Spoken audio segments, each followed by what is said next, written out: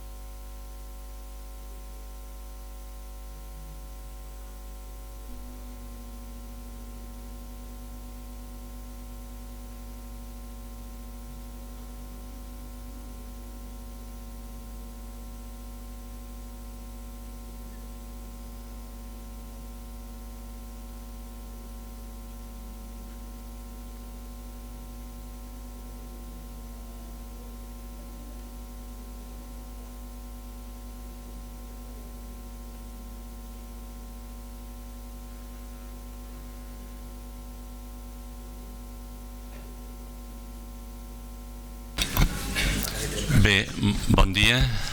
Reprenem la sessió d'aquesta jornada amb aquesta taula de presentacions, a part de les autoritats que han assistit a l'acte, saludar l'il·lustríssim alcalde de Montblanc, el senyor Oriol Pallissó, que s'ha incorporat ara. Per tant, benvingut. Una taula rodona que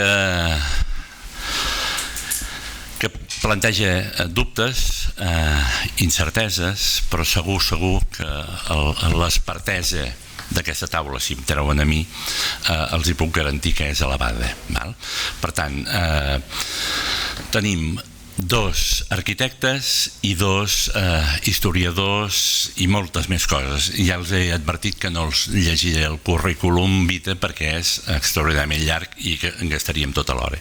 Però en tot cas, s'ha contactat amb 4 persones que poden parlar de 4 ciutats que poden servir de model per a altres ciutats. Pel cas de Montblanc s'ha convidat el senyor Francesc Galvín, que és arquitecte municipal de l'Ajuntament de Montblanc. Pel cas de Tarragona s'ha convidat el senyor Joan Vianey Arbeloa, que és president de la Real Societat Arqueològica Tarraconense, a part de doctor en arqueologia i llicenciat en dret. En el cas de Tortosa s'ha contactat amb Jordi Molet, president d'Amics dels Castells i nucli antic de Tortosa, i també graduat en Història.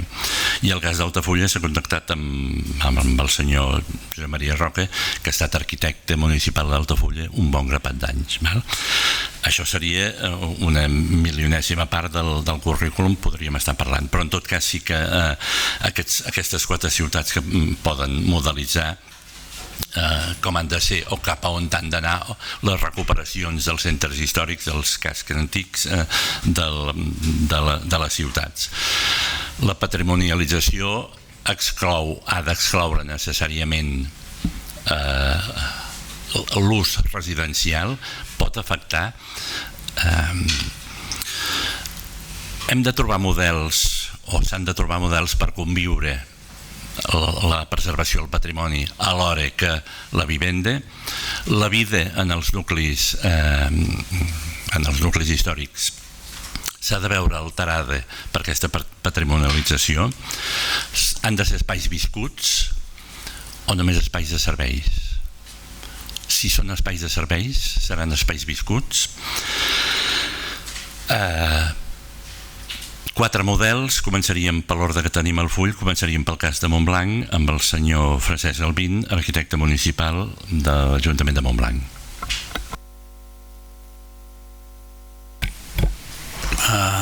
Bon dia, tinc un PowerPoint que si pots obrir.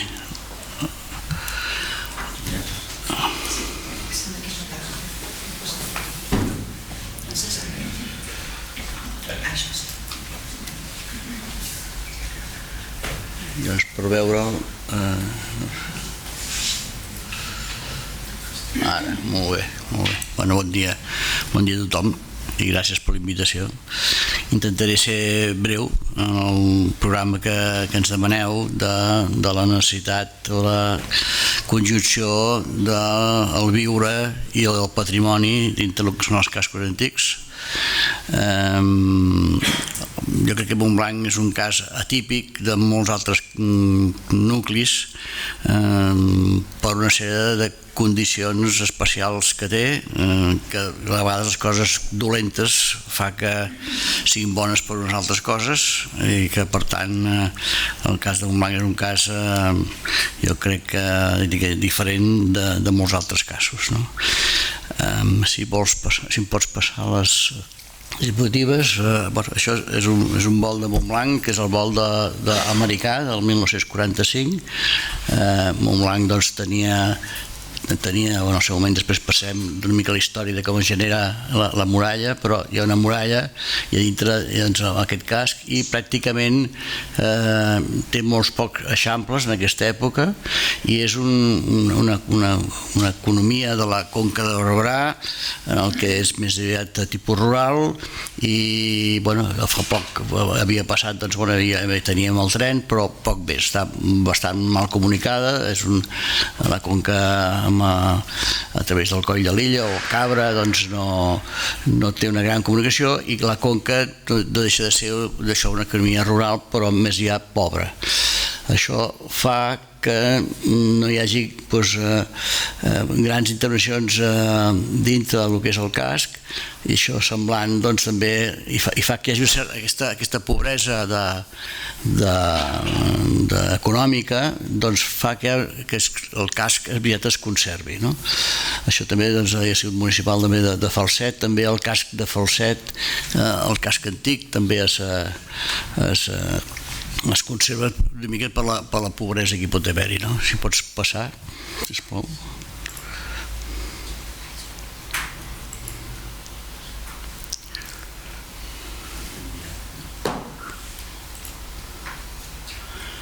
Això és l'any del 71, en el que comença a fer uns creixements exteriors, del Manel Ribé, uns barris que hi havia, que eren aquest d'aquí i Sant Maties, i hi ha uns petits creixements, però realment es comença a créixer, però no són uns grans creixements i segueix mantenint el tema del que és el nucli, a través del nucli emmurallat, i es va mantenint sense grans problemes de despoblament, no? Passes una altra. Ara seria el Montblanc actual. En tot cas, entre elles ja explicarem com es recupera la muralla, o per què es pot arribar a recuperar una gran part important de la muralla, però a pesar de tot, la gent que viu aquí és una estructura, jo diria que els edificis són quasi tots d'una sola família, no són unifamiliars, però hi ha pocs pisos en el sentit de pisos diferents, això en el seu origen, i fa que sigui es controli més les diferents edificacions. Evidentment, després hi ha tots els creixements que hi poden haver-hi d'aquí. En tot cas, passa una altra.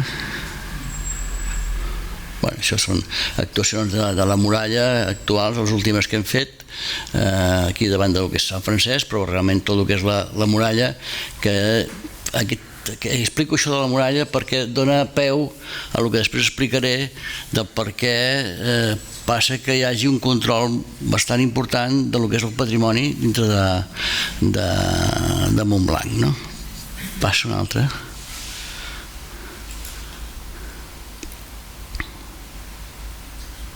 Això, si comencem en què el primer Montblanc és un Montblanc que es col·loca a Vilasalva, al costat del riu Francolí, al costat d'uns molins fariners amb els seus cacaus i això, i hi ha tota una vila que es munta aquí, però el Francolí, que és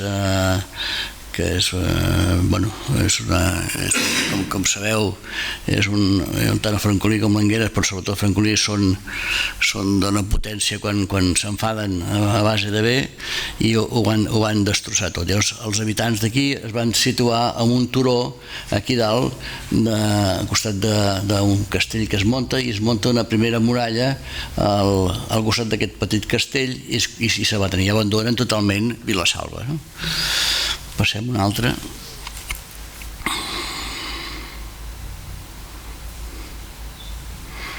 Llavors aquí, això és un gravat antic de com era Montblanc.